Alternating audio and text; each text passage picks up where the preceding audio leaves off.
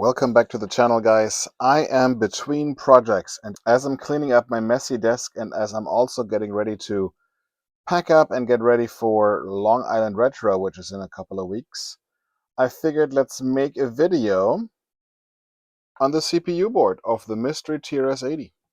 I promised you that the next video on it wouldn't be a long wait, and here we go. And the thing that I forgot to do, the thing we didn't get around to do in the last video was see if this board actually powers on. Now, I'm not sure what to expect. Ideally, we will see some code executing, and we'll just look at the oscilloscope here if we can find if we can find any signs of activity whatsoever. I guess we're just making sure nothing blows up, nothing goes up in smoke, and nothing gets unreasonably hot. I have an ATX power supply that I'm going to use to power this up with. And the question is, why don't I just use the power supply from the chassis itself, which we tested the other day, right? Video up here. And the answer is, well, we tested it, but not with a load yet. And I'd rather the load not be this device here, which might blow things up. So we're going to use a modern-ish ATX power supply that I stole out of a switch.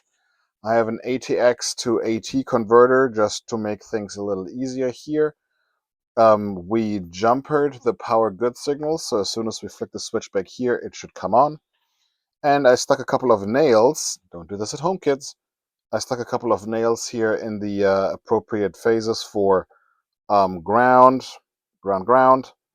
positive 12 volts, 5 volts, and negative 5 volts, which happen to be the rails that this thing here needs.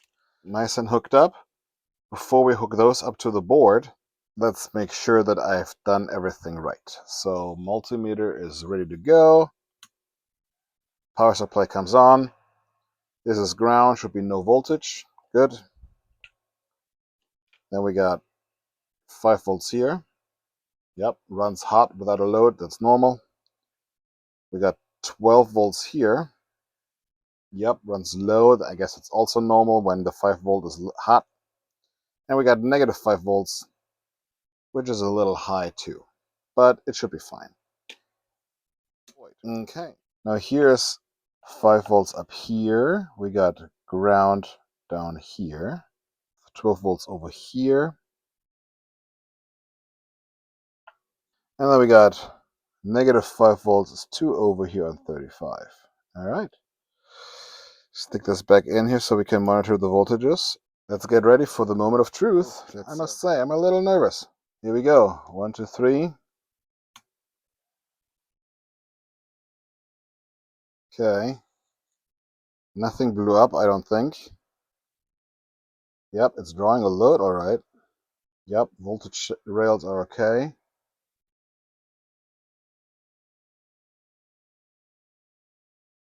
It's getting warm, but nothing is getting absurdly hot. That's good.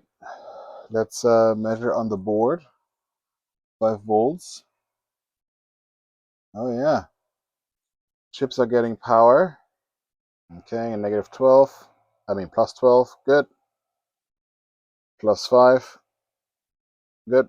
Negative 5. Good. All right. RAM is not getting hot. It's not getting warm. Ooh, tingling. Makes sense if you touch these capacitors here. All right, so nothing's blowing up. That's kind of good. Okay, we didn't blow anything up.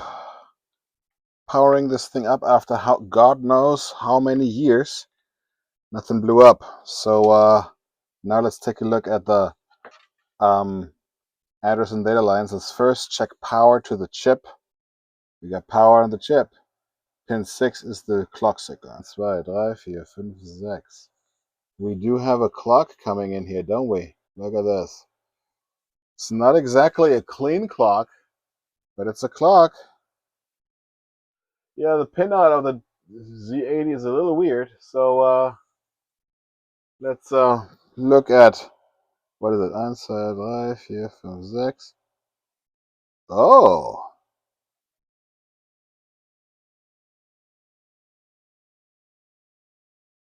Something is happening here.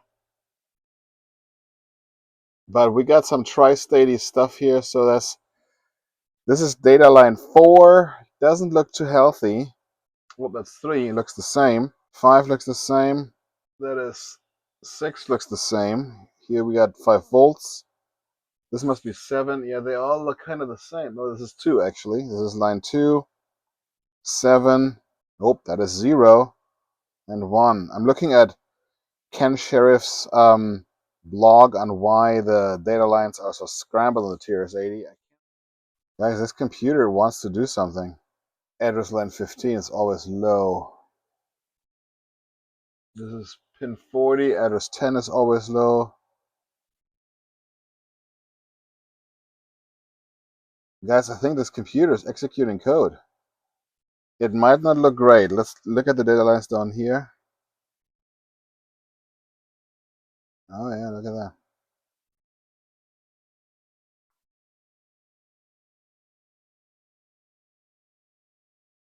There's definitely a bus conflict of sorts going on, so it's trying to do something, friends, but of course we don't know what it's trying to do. And now I'm feeling, as I'm hovering near the RAM here, that something is getting warm.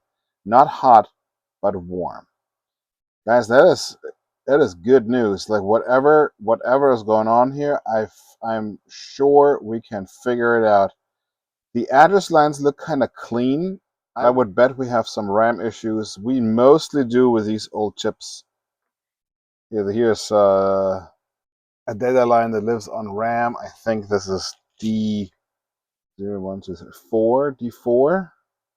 D4 read, D4 write. Oh yeah, look at that.